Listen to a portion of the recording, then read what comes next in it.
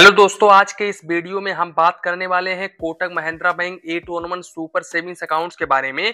अब देखो यहाँ पर अगर आप कोटक महिंद्रा बैंक में अपना एक zero balance savings accounts open करने की सोच रहे हो ना, तो यहाँ पर मैं आपको रिकमेंड करूंगा कि आप कोटक महिंद्रा बैंक का 811 सुपर सेविंग्स अकाउंट्स ओपन करवाएं, ना कि 811 डिजिटल सेविंग्स अकाउंट्स। अब यहाँ पर मैं क्यों 811 सुपर सेविंग्स अकाउंट्स को रिकमेंड कर रहा हूँ, क्योंकि इसके काफी सारे रीजन है।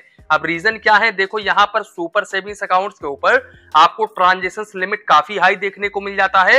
इसके अलावा यहाँ पर आपको चेकबुक भी देखने को मिल जाता है। और साथ ही साथ मैं आप लोगों को बता दूं कि यहाँ पर भाई एटीएम कार्ड के ऊपर आपको कोई भी चार्जेस नहीं देना पड़ता है।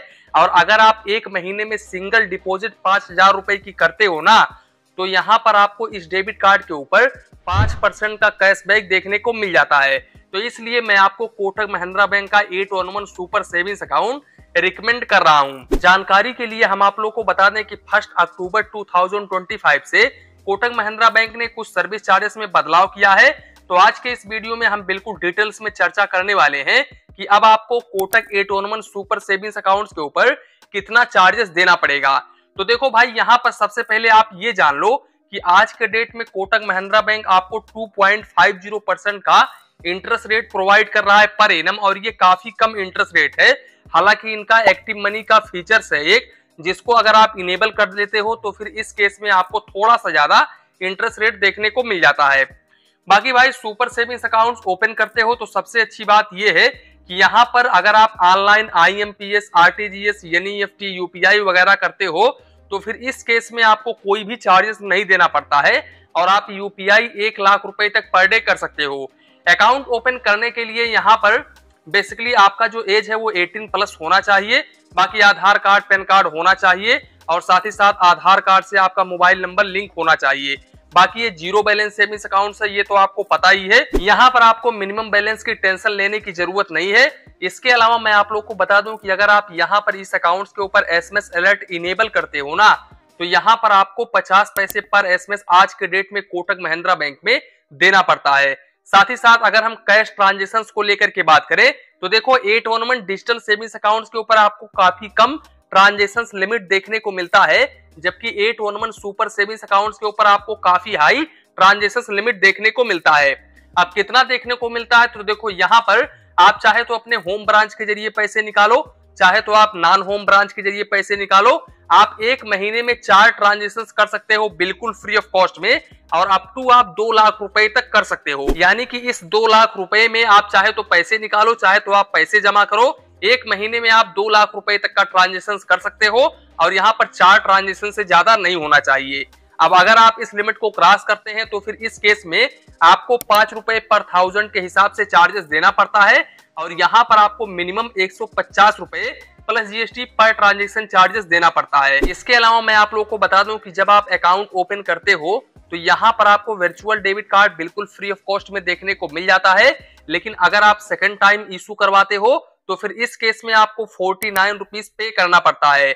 सबसे अच्छी बात यह है कि इस अकाउंट्स के ऊपर आपको 10 पेज का चेक बुक बिल्कुल फ्री ऑफ कॉस्ट में पर फाइनेंशियल ईयर देखने को मिल जाता है। अब यहाँ पर अगर आप एक्स्ट्रा चेक बुक लेते हो तो फिर इस केस में आपको 5 रुपए प्लस GST पर पेज के हिसाब से चार्जेस देना पड़ता है। अब इसके अलावा दोस्तों मैं आप लोगों को बता दूं कि कोटक 811 सुपर सेविंग्स अकाउंट्स की एक खास बात है कि यहाँ पर भाई आपको पर financial year 399 rupees enrolment fees पे करना पड़ता है और यहाँ पर आपको डेबिट कार्ड के ऊपर कोई भी चार्जेस नहीं देना पड़ता है।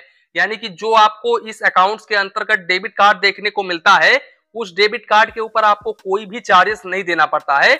सिर्फ ओनली आपको एनरोलमेंट फीस 399 हर साल देना पड़ता है। अब देखो यहाँ पर आप इनके ओन बैंक के ATM से 10 फाइनेंशियल और नॉन फाइनेंशियल ट्रांजेक्शंस मंथली बिल्कुल फ्री ऑफ कॉस्ट में कर सकते हैं और दूसरे बैंक के ATM से मंथली आप 3 फाइनेंशियल और नॉन फाइनेंशियल ट्रांजेक्शंस कर सकते हैं मेट्रो सिटी से, और नॉन मेट्रो सिटी से 5 फाइनेंशियल और नॉन फाइनेंशियल ट्रांजेक्शंस बिल्कुल फ्री ऑफ कॉस्ट में मंथली कर सकते हैं।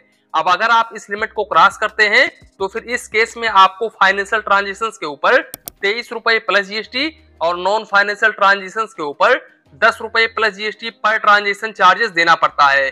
यहाँ पर मैं आप लोगों को बता दूं भाई कि अगर आप इस डेबिट कार्ड से किसी दूसरे देश में जाते हो पैसे निकालने के लिए वहां के ATM से, तो फिर इस केस में आपको विड्रावल के ऊपर यानी कि फाइनेंशियल ट्रांजेक्शन के ऊपर 150 रुपए plus GST per transaction charges देना पड़ता है और नॉन फाइनेंशियल ट्रांजेक्शन के ऊपर 25 रुपए plus GST per transaction charges देना पड़ता है। तो ये भी काफी अच्छी बात है। बाकी भाई यहाँ पर अगर आप इस सेविंग्स अकाउंट्स में 5,000 रुपए हर मंथ कैश डिपॉजिट करते हो, भले ही वो कैश डिपॉजिट करने के बाद में इमीडिएटली पैसे निकाल लो, उससे कुछ भी फर्क नहीं पड़ता है।